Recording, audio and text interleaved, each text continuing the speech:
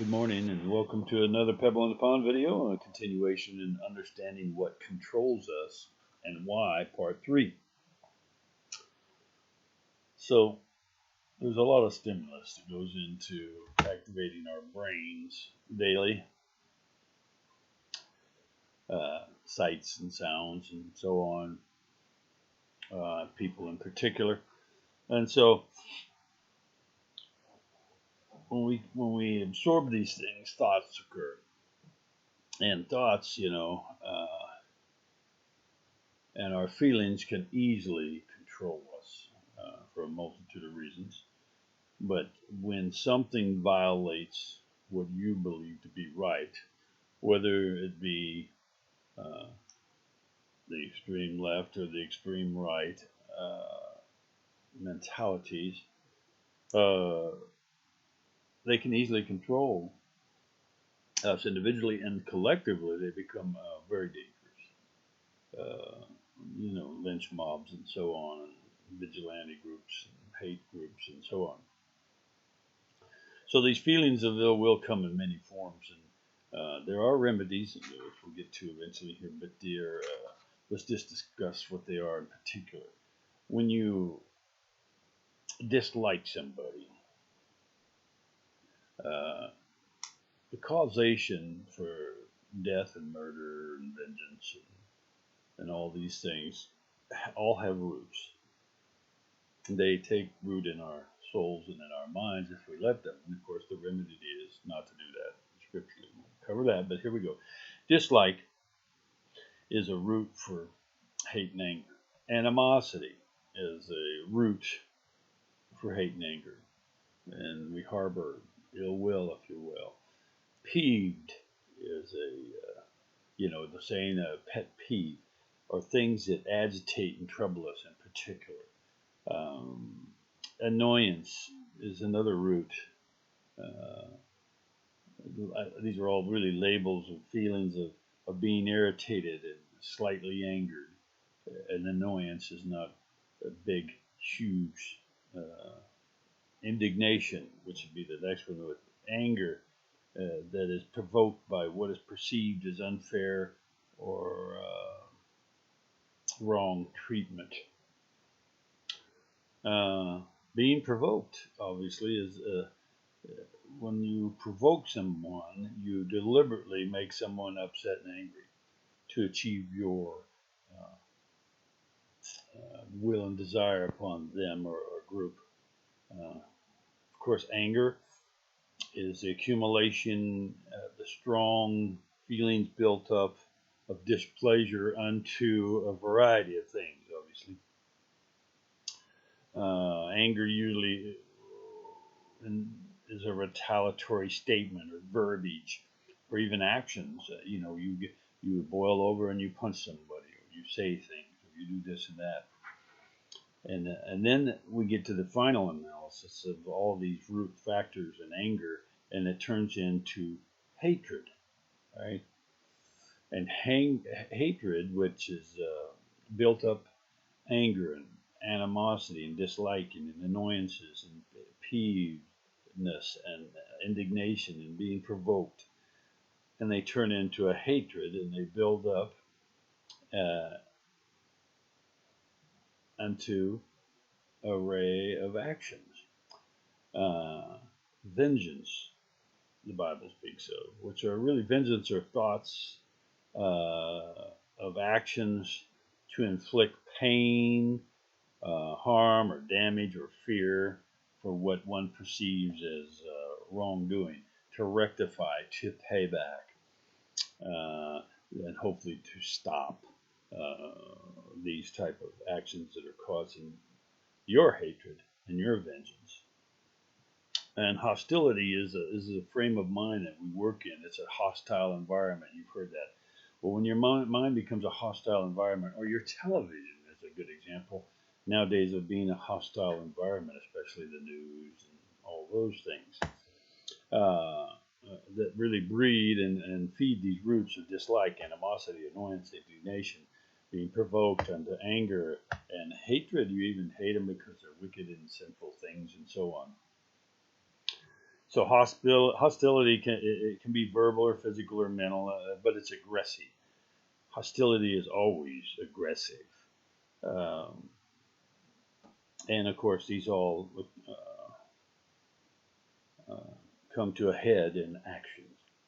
Uh, like I say, anywhere, a whole range of verbal things to torture to murder and mass destruction, mass murders, and so on. And these all come from information. So remember, the topic is understanding what controls us and why. So when we've been raised a certain way and a certain moral is violated, like let's just say abortion, that we don't kill other human babies. So if you're there witnessing it, you've heard this your whole life, and it's wrong, it's against God, and it's murder, and now you see the battles ensue and the verbiage ensue, and those that want to kill the babies and do what they want with their bodies and so on, and this conflict is merely evil and good. It's always been that way, and it'll always be that way. The problem is we fall into sinfulness and bondage when we allow like a conflict of abortion to overcome us, and then a man blows up or kills the doctor or blows up an abortion clinic and so on the far side of the right side of spectrum of hate. Uh, so information is key, and that's what when these people finally tip off the edge at left wing or right wing, it's because the information is so full and there's such a preponderance of hatred and anger and animosity and hostility in them that it has to come out. So when we get information in, here's one of the keys: it has to be biblically filtered. What's that mean? Well, that means I can't sit and watch the news just being miles. If I'm just miles watching the news of an evening, I'm going to start to fester up. I'm going to start to be annoyed. I'm going to be develop indignation and anger and say things like, "Oh, they're stupid. They're idiots.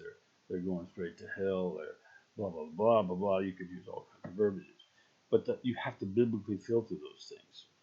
And for me, I have to look at them as what they truly are.